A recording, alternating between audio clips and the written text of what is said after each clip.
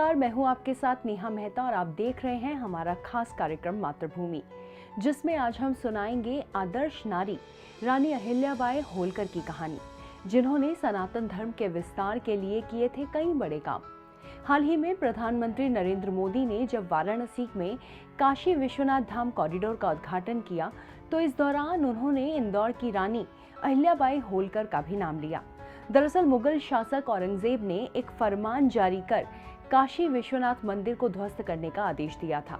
हालांकि अहिल्याबाई होलकर ने काशी विश्वनाथ धाम का पुनर्निर्माण कराया।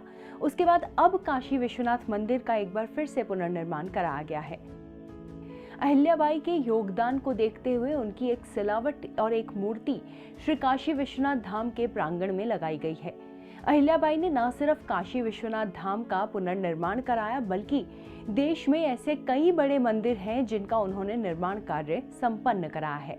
इन मंदिरों में कई सारे मंदिर जैसे कि द्वारिका, केदारनाथ, अयोध्या, मथुरा, गया के मंदिर भी शामिल हैं। सवाल ये है कि आखिर रानी अहिल्याबाई होलकर कौन थी?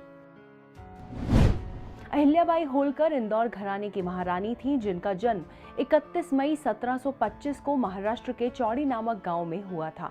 इनके पिता का नाम मनकोजी शिंदे और माता का नाम सुशीला शिंदे था। इनके पिता धनगर समाज से थे, जो कि गांव में पाटिल की भूमिका निभाते थे। उन्होंने अपनी बेटी अहिल्याबाई को पढ़ाया लिखाया। अहिल्याबाई का बचपन बेहद ही साधारण तरीके से गुजरा। हालांकि उनकी किस्मत ने अचानक ही पलटी खाई। दरअसल अहिल्याबाई की सादगी और सरलता ने मल्हार राव होलकर को बेहद ही प्रभावित किया। मल्हार राव होलकर पेशवा बाजीराव की सेना में कमांडर के तौर पर काम करते थे। अहिल्याबाई उन्हें इतनी अच्छी लगी कि उन्होंने अपने बेटे खंडेराव से उनकी शादी करवा दी। इसके बाद अहिल्याबाई होलकर राजघराने की बहू बन गई। अहिल्याबाई ने अपना जीवन बेहद ही सादगी में बिताया था। वह एक धार्मिक महिला थी जिन्हें भगवान शिव में बेहद विश्वास था। वह प्रतिदिन मंदिर जाती थी। इंदौर राजघराने की महारानी बनने के बावजूद भी अहिल्याबाई ने अपने जीवन की सादगी और सरलता को नहीं त्यागा।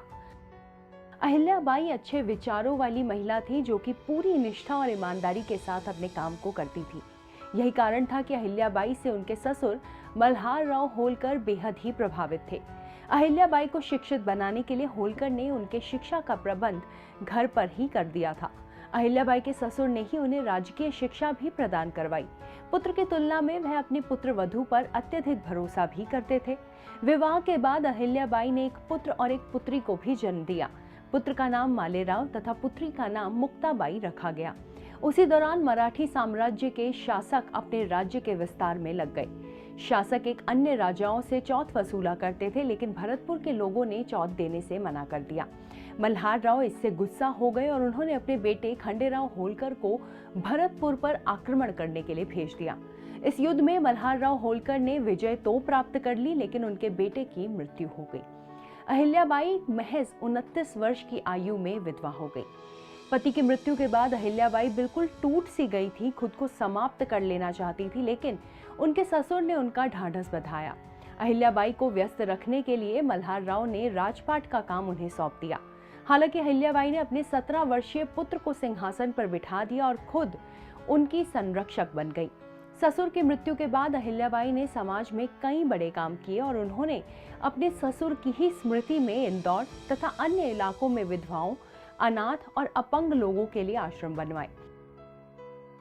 उन्होंने हिमालय से लेकर कन्याकुमारी तक अनेक मंदिर, घाट, तालाब, भोजनालय, धर्मशाला इत्यादि का निर्माण कराया। काशी विश्वनाथ और महेश्वर मंदिर के अलावा वाराणसी के घाटों का भी उन्होंने निर्माण कराया था। अपने कार्यकाल के दौरान अहिल्याबाई भारतीय संस्कृति के साथ साथ साहित्यकारों, कलाकारों और गायकों को भी बढ़ावा देती थी। राज्य की रक्षा के लिए उन्होंने महिला सैनिकों की भी एक टुकड़ी बनाई थी। अहिल्याबाई ने मरते दम तक न्याय के लिए काम किया। यही कारण है कि लोग आज उन्हें देवी समझते हैं। वे गरीबों और निसहाय लोगों की निस्वार्थ होकर सहायता करती थी। कुल मिलाकर देखें तो अहिल्याबाई होलकर ने धर्म के विकास के लिए कई बड़े काम किए। इसके लिए उन्होंने अंधाधुंध पैसा भी खर्च किया। अहिल्याबाई होलकर की मृत्यु 13 अगस्त 1795 को हुई थी। अहिल्याबाई भारतीय समाज में आज भी बहुत बड़ा सम्मान हासिल करती हैं। अलग अलग पाठ्य पुस्तकों में अहिल्याबाई के कामों को आज भी पढ़ाया जाता है। अहिल्याबाई आज भी महिलाओं के लिए प्रेरणा का स्रोत है। अहिल्याबाई के महान कार्यों को देखते हुए ही भारत सरकार ने उनके नाम पर एक अवार्ड भी जारी किया है। इसके अलावा उनके नाम पर डाक टिकट भी जारी हो चुका है और अहिल्याबाई के नाम पर कई स्कूल और यूनिवर्सिटीज हैं। इसके अलावा मध्य प्रदेश के इंदौर हवाई अड्डे का नाम भी देवी अहिल्याबाई होलकर अंतर्राष्ट्रीय हवाई अड्डा रखा गया है। अहिल्याबाई को भारतीय समाज में साहस, बलिदान, त्याग और आदर्श की मूर्ति के रूप में याद किया जाता है। आज के इस एपिसोड में इतना ही। अगले एपिसोड में हमारे देश की ऐसी ही एक और प्रेरणादायी कहानी के साथ हम आपके सामने फिर से हाजिर होंगे। तब तक के लिए धन्यवाद। अगर आप भी लेना चाहते हैं देश दुनिया की तमाम जानकारी तो आज ही सब्सक्राइब करें हमारे चैनल को। साथ ही नीचे दिए बेल आइकन को जरूर दबाएं ताकि हर अपडेट आप तक पहुंच सके।